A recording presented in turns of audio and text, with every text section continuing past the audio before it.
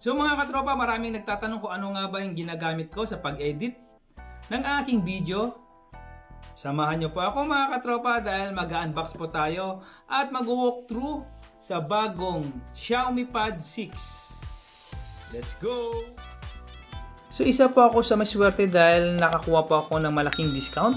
Mayroon pong early bird promo yung Xiaomi sa kanilang Mi Pad 6 8GB of RAM at 256 na storage. So kung makakuha po kayo nito starting August 18 to 27, ang presyo po nito is 19,999 instead of 21,999. So maka-discount po kayo ng 2,000 pag bumili po kayo ng Mi Pad 6 during promo po nila. So yung tablet na ito ay napakarami pong magagandang features. Katulad po ng mayroon po siyang 144Hz WQHD plus eye care display. Mayroon po siyang Snapdragon 870 flagship processor, quad speaker for immersive stereo sound, 8,840 type na all-day battery, powered by 33 watts fast charging, at slim unibody design with metal finish. So, tingnan na po natin yung ating tablet itself. So, yung nakuha ko pong kulay is Gravity Gray. Available din po siya sa Gold, Mist Blue dito po sa atin sa Pilipinas. So, mayroon po kayong dalawang choices sa ating dalawang variant. Mayroon po siyang 8GB plus 128 na storage at yung 8GB plus 256 na storage. So ito ho, may kasama na rin siyang 33 watts na fast charger including po sa kanyang box, at may kasama na rin po siyang charger cord. Exclusive lang po yan sa Xiaomi. Ayan ho. And then yung isang box po na makikita natin, yung laman po nito is yung kanyang user's manual at yung warranty card. Ayan.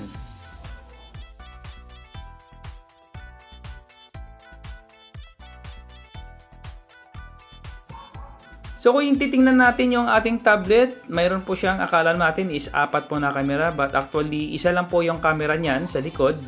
Yan naman po yung kanyang magnetic contact pag kumuha po kayo ng official keyboard po ng Xiaomi. Mayroon na po siyang 4 na speaker, mayroon po dito sa bandang itaas. Yan, isa, dalawa, mayroon po siyang dalawang speaker sa taas at mayroon din po siyang dalawang speaker sa baba at mayroon po siyang charging port sa ilalim na Type-C. At dito naman sa gilid, yan naman po yung kanyang volume rocker. At sa bandang itaas, yan naman po yung kanyang on and off button. So mayroon na po siyang Gorilla Glass 3 sa harap at aluminum frame sa likod. At supported na rin po siya ng stylus at nung keyboard. IPS LCD display, 18 colors, 144Hz, HRD10, Dolby Vision, at yung kanyang liwanag ay umaabot po ng 550 nits. Yung size niya naman po is 11 inches. Yung kanyang screen to body ratio ay umaabot po ng 83.6%. So out of the box po ay meron po siyang Android 13. Tapos meron po siyang MIUI 14, Qualcomm Snapdragon 870, at yung CPU niya po is octa-core 585. Yung GPU niya naman po is Adreno 650. So, nagkabit na rin po tayo dito ng Bluetooth mouse and keyboard na nabili natin sa Lazada. So, ipapakita ko rin yan sa inyo sa next video ko kung ano po yung mga binili ko pong mga accessories dito. At nag-install na rin po tayo ng computer launcher. Okay? So, pwede nyo po itong gawing desktop mode. So, ito po magiging itsura niya pag ginamit nyo po as desktop mode. Ito yung ating tablet Mi Pad 6. Ito po yung nag-install na po ako dito ng computer launcher para maging desktop mode po siya. So ito po yung pamalit ko sa aking laptop. So far, maganda naman. But masasabi ko na hindi lahat ng function ng laptop ay magagawa niya. Ito po yung itsura niya pag ginagamit natin. So mayroon din po siya ditong icon sa baba. Itong home screen niya, back, at ito yung recent apps. Yan, pwede natin i-close. Mayroon din po siya dito sa gilid, makikita nyo, katulad din po ng laptop. Settings. Yan po yung settings niya. Pwede po kayo maglagay dito ng, pwede dito nyo po iset yung default launcher niya. Ayan ho, pag nag-install na po kayo ng computer launcher, pwede po kayo mamili dito between computer launcher at yung system launcher. Pwede nyo rin customize lahat ng taskbar, yung kanyang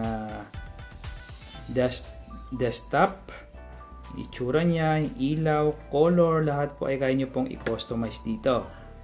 Kaya po ako bumili nito dahil gusto ko po itong gamitin sa pag-edit ng aking video. So i-test po natin yung loading po ng KineMaster. So ito, meron pa akong mga sample video dito na nagawa na.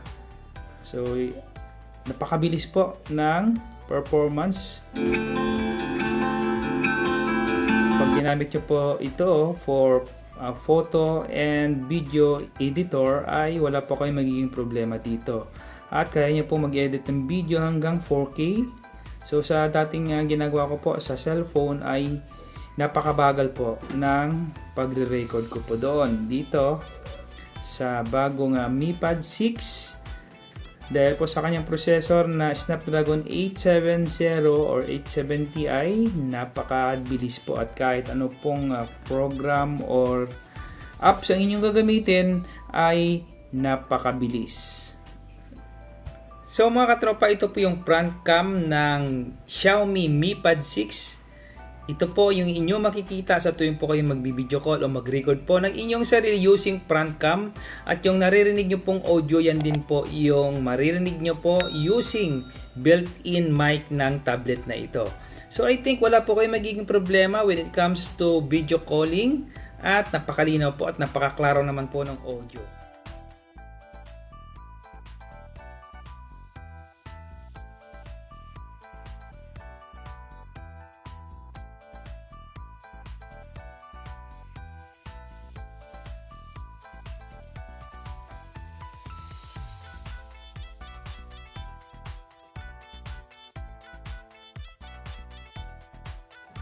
At ito naman yung ating sample picture using 13 megapixel na front back camera ng ating Xiaomi Mi Pad 6. So tingnan nyo po mga katropa, napakalinaw po.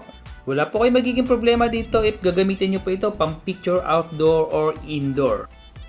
So mga katropa, sana nag-enjoy po kayo at sana po nakatulong po ako sa inyo para makapag-decide po kayo kung yung tablet ba na ito ay para sa inyo or hindi.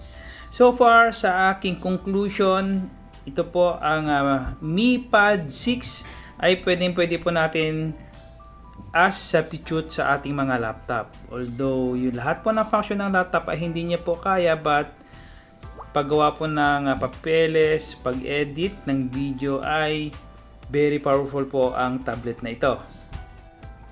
So abangan nyo po sa aking susunod na video at ipapakita ko po sa inyo yung mga nabili ko pong mga accessories dito, katulad po ng keyboard, Bluetooth mouse at yung kanyang pen. So sana po nag-enjoy po kayo at makapag-decide po kayo sa pagbili ng bago nyo pong tablet. Ito po si Chef Angel, nagsasabi sa inyo mag-ingat po kayo palagi and God bless!